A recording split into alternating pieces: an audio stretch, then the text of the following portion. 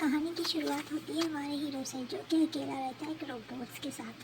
वो रोबोट से और नहीं, वो एक वैक्यूम क्लीनर होता है। वो बिल्कुल अकेला है क्योंकि जब भी उसे कोई इंसान छूता है तो उसे एलर्जी सी हो जाती है, इसलिए वो इंसानों में नहीं रह सकता और वो दवाइयाँ खाता है और बिल्कुल अकेला तन्हा सा रहता है। इसलिए वो परेशान भी रहता है कि वो अकेलेपन में क्या करे और अजीब अजीब चीज़ें कर रहा था, जबकि वो बहुत अमीर इंसान है लेकिन तन्हा तो है ना।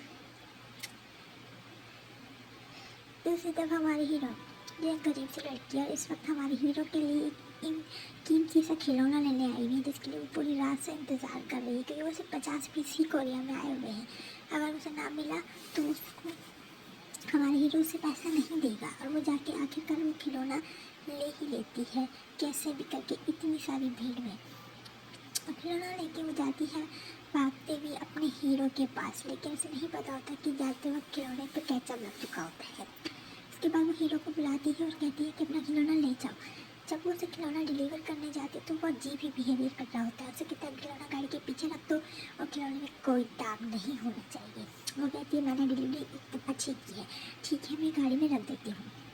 जब वो रखती है और उसे चेक करता है तो वहाँ केचप का दाग देख के वो बहुत गुस्सा करता है कि अब मैं तुम्हें पैसा नहीं दूंगा क्योंकि तुमने मुझे एक ख़राब खिलौना दिया है। क्योंकि कहती है कि जब तुम मेरे पास खिलौना था तब तक तो कुछ भी नहीं हुआ था, जब तुम्हारे पास आया है तुम्हारे ख़राब किया है, तुम मुझे मेरे पैसे दो। इस बात पे इन दोनों की बहुत बहस होती है। वो लड़का मना कर देता है उसे खिलौना देने के लिए और इसी के लिए उसे छोड़ के वहाँ से भाग जाता है। फिर अगले दिन वो जाता है अपना रोबोट AJ3 देखने के लिए, जिसे देख के वो काफ़ी हैरान होता है। वो बिल्कुल एक इंसान की तरह दिखता है और वो डर जाता है कि वो एक इंसान है, अगर वो उसे छू लेगी तो वो एलर्जिक हो जाएगा। वो उसे कहता है मुझसे दूर हटो, मुझसे दूर हटो। रोबोट कहती है कि मैं एक इंसान की तरह दिखने वाली एक रोबोट हूँ, आप मुझसे डरिए मत। वो कहता है आप मुझे टेस्ट कर सकते हैं, मुझे चेक कीजिए, लेकिन वो फिर भी उसकी बात नहीं मान रहा होता है। ये रोबोट हमारी उस हीरोइन की तरह दिखती है लेकिन वो एक लड़की है, ये एक AJ3 रोबोट है। फिर वो उसके सामने अपने कपड़े उतारती है ये दिखाने के लिए कि मैं एक रोबोट हूँ। जब वो देखता है कि वो पूरी लोहे की बनी हुई चीज़ है, सिर्फ उसका चेहरा और हाथ इंसानों की तरह दिखते हैं, वो बहुत हैरान होता है। फिर जाके उसे अपनी छड़ी से टच करता है तो उसे फिर यकीन हो जाता है कि वो वाकई एक रोबोट है। फिर अपने हाथ से टच करता है, जैसे रोबोट उसे टच करती है तो उसे कोई रिएक्शन नहीं होता, जिससे वो समझ जाता है कि वो एक इंसान नहीं हो सकती। अगर वो इंसान होती तो उसकी बॉडी पर रिएक्शन होता और उसकी हालत बहुत ख़राब हो जाती। इस बात से वो बहुत खुश होता है कि वाह, एक रोबोट बिल्कुल एक इंसान की तरह दिखती है और इस रोबोट पर उसने बहुत पैसा लगाया हुआ होता है। फिर वो कहता है कि ये रोबोट मुझे चाहिए कल के लिए, मैं इसे टेस्ट करूँगा कि क्या वाकई ये रोबोट इतने पैसे लगाने के काबिल है। साइंटिस्ट से कहता है ठीक है, कल तुम्हें रोबोट मिल जाएगी।